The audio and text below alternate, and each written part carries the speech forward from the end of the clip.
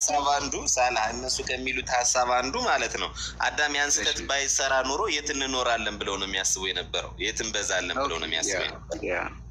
እዛ በለስ በልተው ህያው የሆኑ ነበር። የት ውስጥ አይ ቲንክ አም ሶሪ የዛ ህይወትን በልተው ህያው የሆኑ ነበር። አዳም ዘበለስ ገነት ውስጥ ነው አይደለ? ምን አልከኝ? ገነት ውስጥ ነው አይደለ? አዳም ባያጠፋ ኖሮ ገነት ውስጥ ነበረ። ስለዚህ አስቀድሞ ነው አሁን ብዙ ተባዙ ያላቸው ነው እዛ ውስጥ ትንቢት አስቀድሞ በነገሩን አይደለም ማለት ትንቢት አይደለም።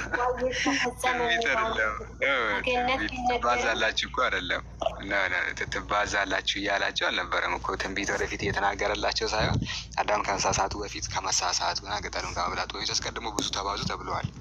እና የእግዚአብሔር ዓላማ ምን ነበረ? ቅጠሉ ባይበላ ነው። ቅጠሉ ባይበላ ኖሮ ይህ ነገር በገነት ይፈጸም ነበረ። እሱ በገነት ይቻላል እያልከኝ ነው አንተ። ግን ደግሞ ከእግዚአብሔር ተነስተን እንደዛ ነው የሚሆነው።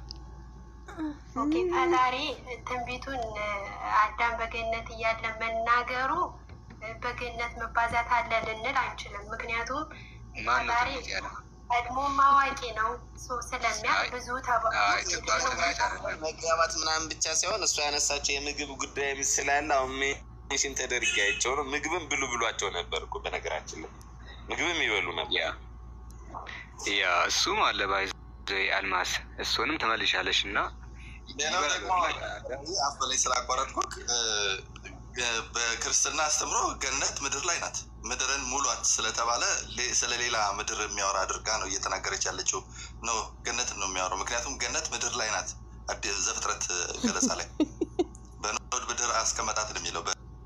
በምስራቅ በኖድ ምድር አስቀመጣት ነው የሚለው። አውጣዋለሁ ቦታውን እኔ ኮኮቤት አንተሉኝ ምንጭኝ እኔ ጥያቄ ልመልስላችሁ አይደለም እንደዛ ነው። ምክንያቱም እንዳይገባ ተመልሶ እንዳይገባ ሁሉ በሚገለባበት ሰይፍና በክሩቤል አስጠብቋታል። ገነት ምድር ላይ ናት። ኤደን ገነት ምድር ላይ ናት። እንደዛ ከሆነ ከባድ ነው እንደዛ ከሆነ ምን ታያለሽ አልማስ? አይ ምንም ልላችሁ አልችልም። ምክንያቱም አፋፊን እያላችሁ ስለሆነ ሳይሆን ገነት ምድር ላይ ከሆነች እንደው ምድር ሙላት ራሱ መባሉ እዛው ገነት ውስጥ ነው ገነት ምድር ስለሆነች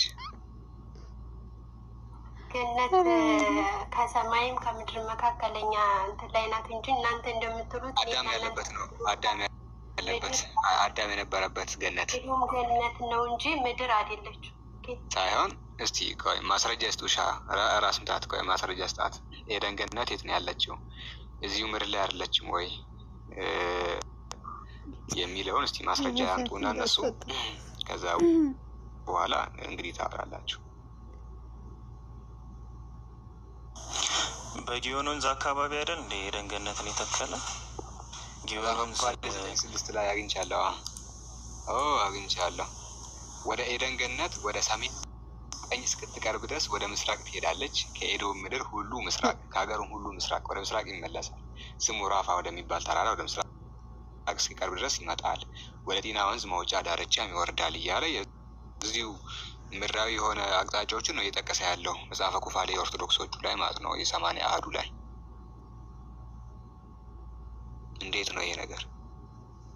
ይሄ እኮ ግልጽ ነው። ሳላየ ከገነት ወጣ ብለን ስንከራከር እኮ ሌላ ቦታ እንዳይመስላችሁ ገነት ምድር ላይ ነው ብሎ እነሱም ይከራከራሉ። አሁን አልማዝ ወይ አንደርስታንድ አላደረገችም ወይም ይሄን ትምህርት አታውቀውም እንጂ ክርስቲያኖች ገነት ምድር ላይ ናት ብሎ ነው የሚያምኑ። ፕሮቴስታንትም፣ ኦርቶዶክስም፣ ካቶሊክም ጆቫ አጠቃላይ ምድር ላይ ናት ነው የሚል አመለካከቱ ገነት። ስለዚህ እዛ ውስጥ ነው ምድር ሙሏት የተባለው። ዋው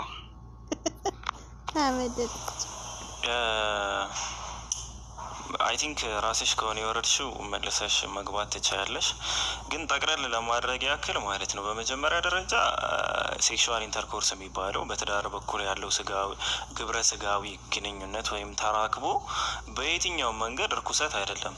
ወደ ዕብራውያን ምዕራፍ 13 ቁጥር 4 ላይ መጋባት በሁሉ ዘንድ ክቡር ነው፣ ለመኝታቸውም ርኩሰት የለውም ነው የሚለው። ስለዚህ ርኩሰት የለውም፣ መጋባት ርኩሰት የለውም። ሶ እርኩስ የሆነ ተግባር አይደለም። አንዴ ሁለተኛ ሴክሹዋል ኢንተርኮርስ የሚደረግበትን አካል የፈጠረው ፈጣሪ ነው።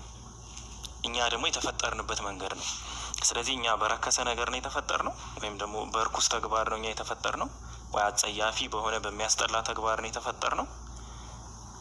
እና አንዳንድ ጊዜ ይሆናል ሎጂካልም ሆናችሁ ለማሰብ ሞክሩና እኛ የተፈጠርነው እርኩስ በሆነ ተግባር አይደለም። ሶ ምኝታውም እርኩስ አይደለም ብሎ በግልጽ ነው ያስቀመጠው። እርኩሰት የለውም ብሏል። ሶ እርኩስ ነው አትበሉ። ገነት የምንገባው ደግሞ እኛ በስጋችን ነው። እናንተ በስጋ ማትገቡ ከሆነ ከመሰረቱም ትንሣኤ የሚባል አስተምሮ የለም ማለት ነው። ትንሣኤ የሚባል አስተምሮ ካለ የሚነሳው ምንድን ነው? የሞተው ወይም የፈረሰው አካል ነው። ያ አካል ከተነሳ ጾታ አልባ ሆኖ አይደለም የሚነሳው፣ ጾታ አልባ ስላልነበረ። የነበረው አካል ካልተነሳ ደግሞ አዲስ አካል ተገጠመ እንጂ የሙታን ትንሣኤ ሊባል አይችልም። ስሙ ራሱ ስህተት ነው የሚሆነው ማለት ነው። አይ ነብስ ብቻ ነው የሚኖረው ከተባለ ነብስ ድሮም አትሞትም። ነብስ በባህሪዋ ህያዊት ነች፣ ዘላለማዊት ነች ነብስ። ስለዚህ ነብስ ከመጀመሪያውም ስለማትሞት ስለማትጠፋ የሙታን ትንሣኤ የሚባል ኮንሴፕት የለም ነው። አይ በስጋችን ነው ምንነሳ በዚሁ ነው ምንነሳ ምናምን ከተባለ ለዚህ ስጋ የተቀመጠለት ጸጋ ምንድን ነው? የሰው ልጅስ ከሞት በኋላ ትዳርም ቢመኝ ሴክሹዋል ኢንተርኮርስ ማድረግ ቢመኝና ቢፈልግ ምንድን ነው የሚሰጠው ነገር? ከሞት በኋላ አምልኮ ብቻ ነው? አሁንም አትሰግዱትን ሰላት ነው ከሞት በኋላ የምትሰግዱ? አሁን የማታደርጉትን ጸሎት ነው ከሞት በኋላ እያደረጋችሁ የምትኖሩት? አምልኮ ብቻ ነው ከሞት በኋላ ያለው ህይወት? እና እስልምና ላይ አምልኮቱ ራሱ ይለያል። ዚክር ነው ያለ፣ በውዳሴ ነው አምላክን የምናመልከው።